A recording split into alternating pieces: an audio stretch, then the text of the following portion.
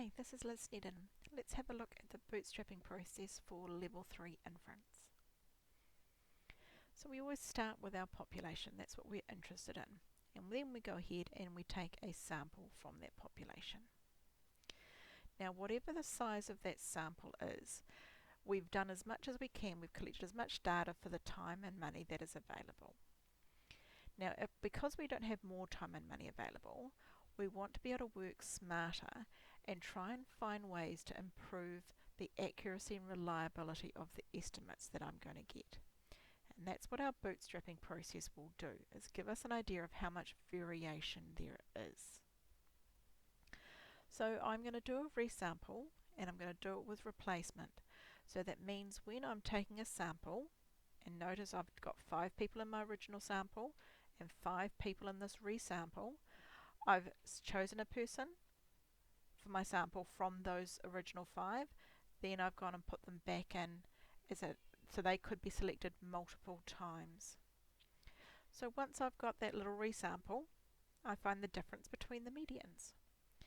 And then I go ahead and I draw that on a graph. Then I go and repeat this process, another resample, calculate the difference between the medians, and plot that on the graph. I'm now going to repeat this entire process till I have 1,000 times done this process. So as I do that, I then graph and get my distribution called a bootstrap distribution. So this is a distribution of the difference between the medians. Now let me just go into a little more detail. So when I take my sample, I've got my group 1, I've got my group 2, and I'm going to look and calculate the difference between those medians. Now I'm going to go and get a new resample. So here's my first resample, get my mean of group 1, median of group 2, and I find that difference between those medians.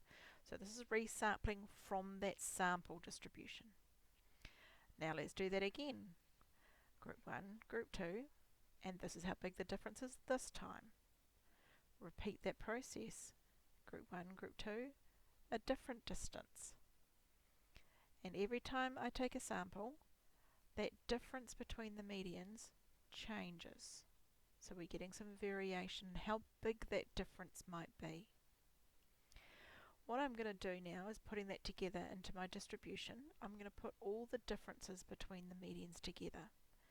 So every time I have a data point, remember and notice the axis label there, we are finding the difference between the medians that we're drawing a graph of.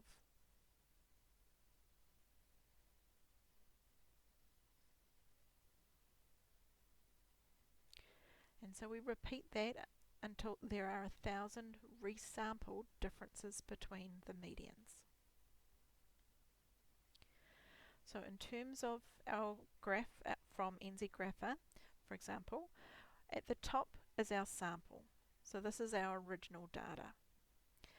Down the bottom we've got our bootstrap distribution, and there are 1,000 different data values or circles on that graph, because each of those little circles is the resampled difference between the median. So in terms of our bootstrap distribution, the last step is to add a confidence interval, and this is that confidence interval for the difference between the medians.